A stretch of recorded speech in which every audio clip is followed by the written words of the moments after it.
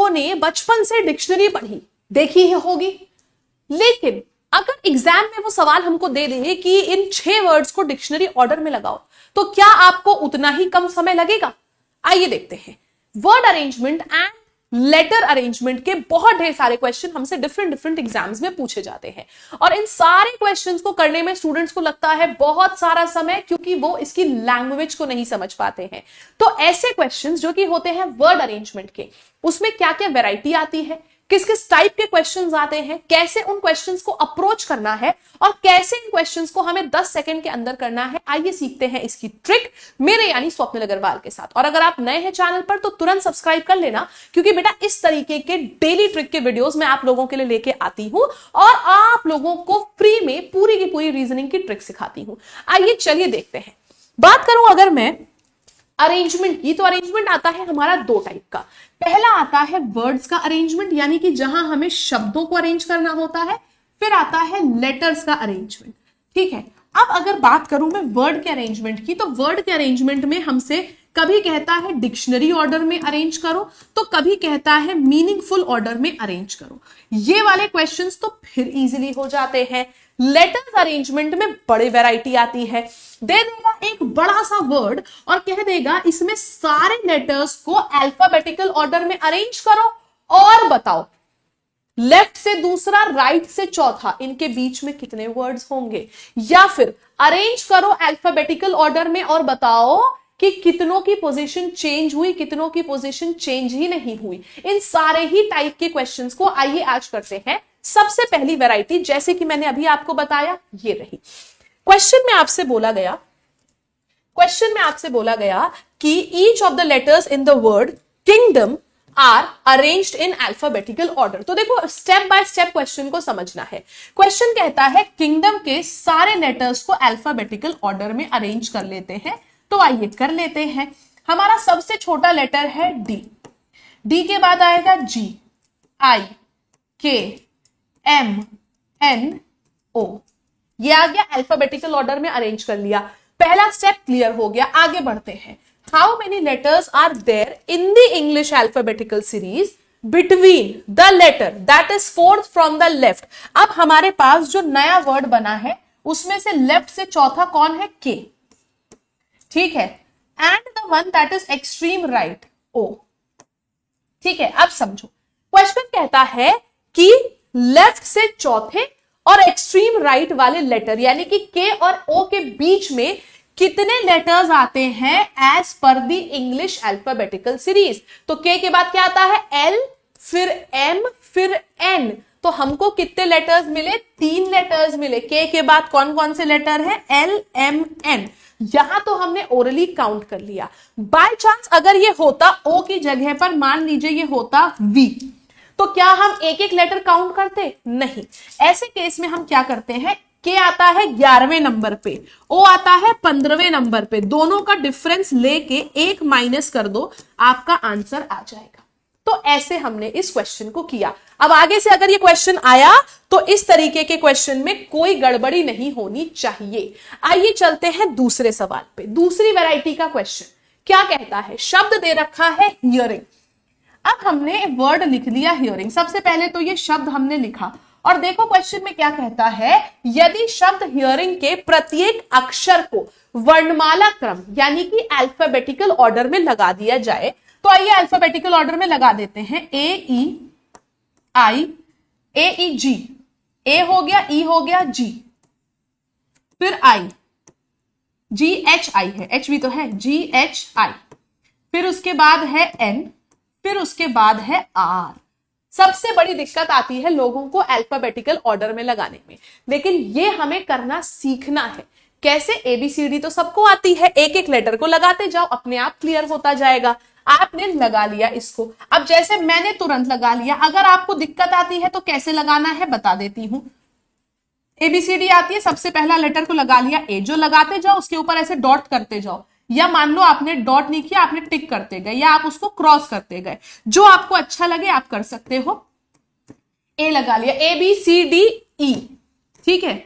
ई के बाद F, ji H I, तो जी एच आई, उसके बाद आएगा एन और लास्ट में एक लेटर बच रहा है हमारे पास आर, तो वो लगा दिया, सारे लेटर लग गए लाइन से। अब देखो बोला क्या गया, अगर हमने इसको अल्फाबेटिकल ऑर्डर में लगा दिया, how many letters will remain unchange, यानी कि कितने अक्षरों की स्थिति अपरिवर्तित रहेगी, उनकी पोजीशन चेंज नहीं होगी। तो एच की चेंज हो गई लेकिन देखो ई की नहीं चेंज हुई, ए की आर की चेंज हो गई लेकिन देखो आई की नहीं, एन की नहीं, इन दोनों की चेंज नहीं हुई। कितनों की चेंज नहीं हुई, ई आई और एन, 3 लेटर्स की चेंज नहीं हुई। तो ऑप्शन नंबर A3 हो जाएगा क्वेश्चन का सही जवाब। ठीक है बेटा, A3 will be the correct answer. ये था हमारे पास दूसरी वैरायटी का सवाल। इस तरीके के क्वेश्चंस काफी सारे देखने को मिलते हैं। नेक्स्ट आ जाते हैं, वर्ड आया डोनेट, ये पहली वाली वैरायटी का क्वेश्चन है। शब्द डोनेट के प्रत्येक अक्षर को वर्णमाला क्रम में व्यवस्थित किया जाए, यानी कि अल्फाबेटिकल ऑर्डर में। आइए कर लेते हैं। सबसे पहला आएगा ए, ठीक है, फिर डी, फिर ई, फिर एन ओ टी, लगा दिया हमने इसको अल्फाबेटिकल ऑर्डर में। फिर क्या बोला जाए, बाएं से तीसरे यानी कि लेफ्ट से third, third from the left, कौन सा लेटर है, E, and the one that is second from the right, right से दूसरा क्या है, ओ।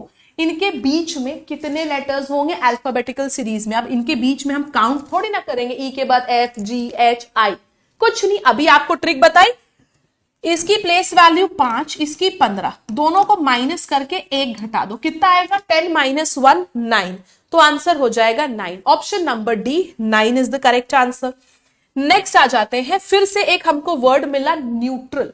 बोला गया कितनों की पोजीशन रिमेन अनचेंज। ध्यान से देखना, कभी कभी आपसे बोल दिया जाएगा हाउ मेनी विल चेंज, तो गलती मत करना। वर्ड था न्यूट्रल, न्यूट्रल। इनको सबसे पहला स्टेप है लगाना डिक्शनरी ऑर्डर में, तो सबसे पहले लगा लेते हैं ए ई, ठीक है, एन, एल, एन, एल हो गया, एन हो गया, फिर R T you,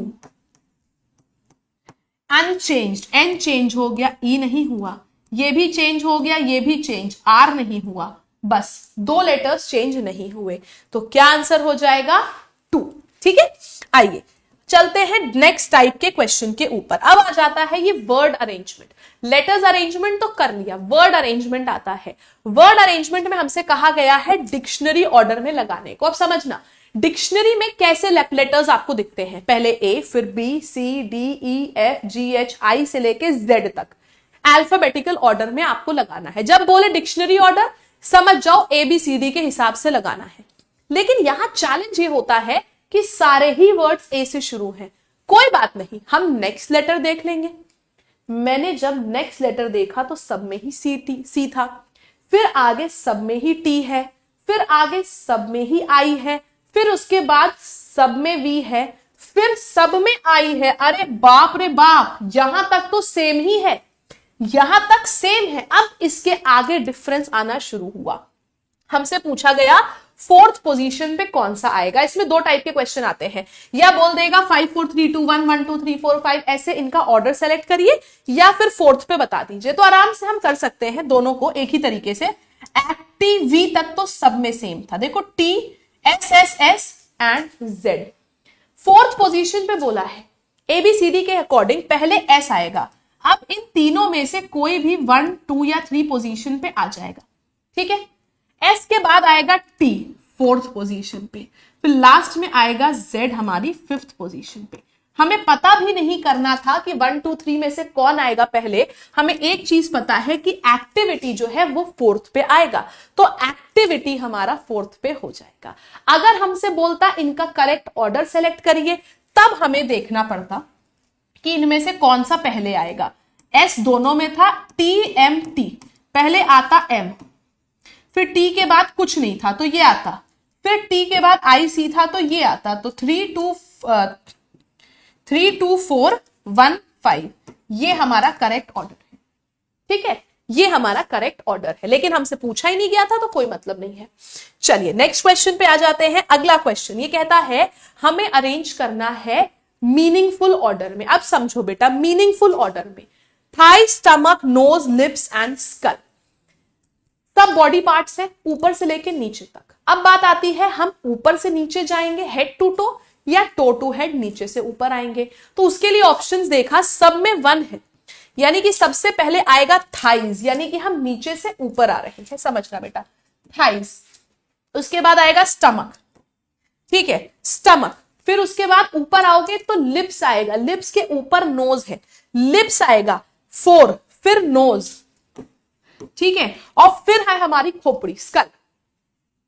1 2 4 3 5, option number सी हो जाएगा क्वेश्चन का सही आंसर।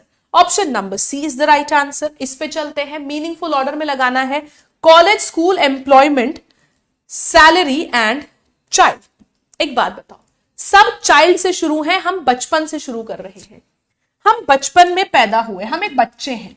उसके बाद हम स्कूल गए, 5 के बाद 2, स्कूल के बाद हम कॉलेज गए, 5 के बाद 2, फिर 1। ऑप्शन एलिमिनेशन यहीं से शुरू हो जाएगा, 5 2 1 होगा, ये दोनों हमारे चले गए, ठीक है। उसके बाद हमें एम्प्लॉयमेंट मिला, एम्प्लॉयमेंट यानी कि हमें नौकरी मिली, और आखिरी में मिलेगी सैलरी, तो लास्ट में 34 होगा, 43 नहीं।